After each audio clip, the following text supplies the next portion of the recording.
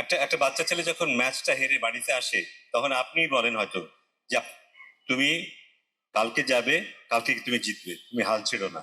এই যে হাল ছেড়ো না কথাটা বলা, এই কথাটা প্রথম শুনে কিন্তু আপনাদের কাছ থেকে তো বলবো যে আমাদের সাথে ওয়ানডেতে সেঞ্চুরি করা, প্রথম সেঞ্চুরি করা ওপি আমাদের সাথে আছে।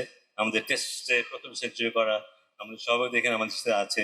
আমাদের মোস্ট সিনিয়র কোচ প্লাস স্বামী আমাদের সাথে এখানে আছে। ইটস এ গ্রেট অপরচুনিটি আপনাদের সবার জন্য এবং আমাদেরও, আমাদের জন্য। শুভ সকাল। এবং আপনার কথার রেফারেন্স ধরে বলি, কেন গার্জিয়ানরা সবচাইতে বড় ইম্পর্টেন্ট ফ্যাক্টর। আজকে এখানে যারা খেলতে এসছে অনূর্ধ্ব 12, কারো বয়স হয়তো 12, 12.5, 10, 11, ওদের কিন্তু মানসিক একটা গঠন কিন্তু বাই দিস টাইম তৈরি হয়ে গেছে। কিন্তু ওরা কিন্তু একটা মানুষ মেন্টাল একটা স্ট্রাকচার হয়ে গেছে। কিন্তু এখান থেকে বের হয়ে আসাটা খুব কঠিন এবং এই গঠনটা কিন্তু হয়েছে ওদের আপনাদের মাধ্যমে, আপনাদের ফলে। কেন আপনারা খুব ইম্পর্টেন্ট, যেটা আমাদের প্রেসিডেন্ট বললেন, একটা একটা বাচ্চা ছেলে যখন ম্যাচটা হেরে বাড়িতে আসে তখন আপনিই বলেন হয়তো যে তুমি কালকে যাবে, কালকে তুমি জিতবে, তুমি হাল ছেড়ো না। এই যে হাল ছেড়ো না কথাটা বলা, এই কথাটা প্রথম শুনে কিন্তু আপনাদের কাছ থেকে।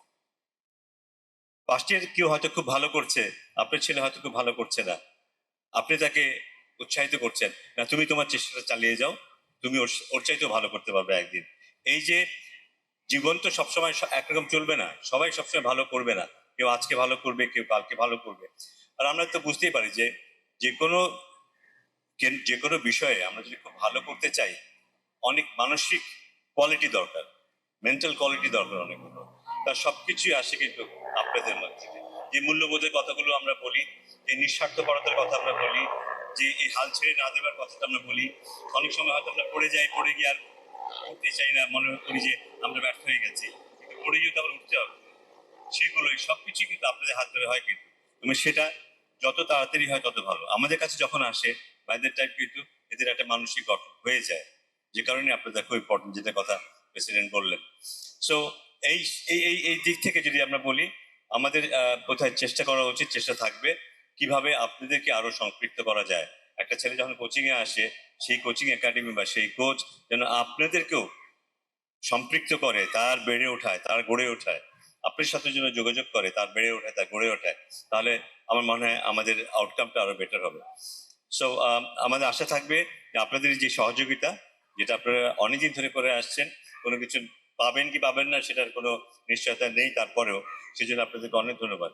আশা করবো সামনেও এই সহযোগিতা থাকবে। আমরা আশা করবো যে আপনাদের ছেলেরা, মেয়েরা যে যে পর্যায়ে আছে এখন, কোনো একদিন ওরা আরো উঁচু পর্যায়ে খেলবে। তবে একটা কথা আমি একটু আপনাদের বলি যে এই এই বয়সে কিন্তু যেটা খুব প্রয়োজন সেটা হচ্ছে যে উপভোগ করা, খেলাটা উপভোগ করাটা খুব জরুরি।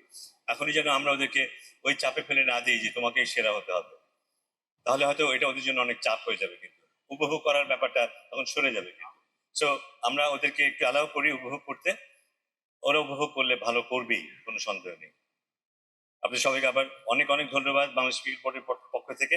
ইনশাল্লাহ আবার আপনার সাথে দেখা হবে।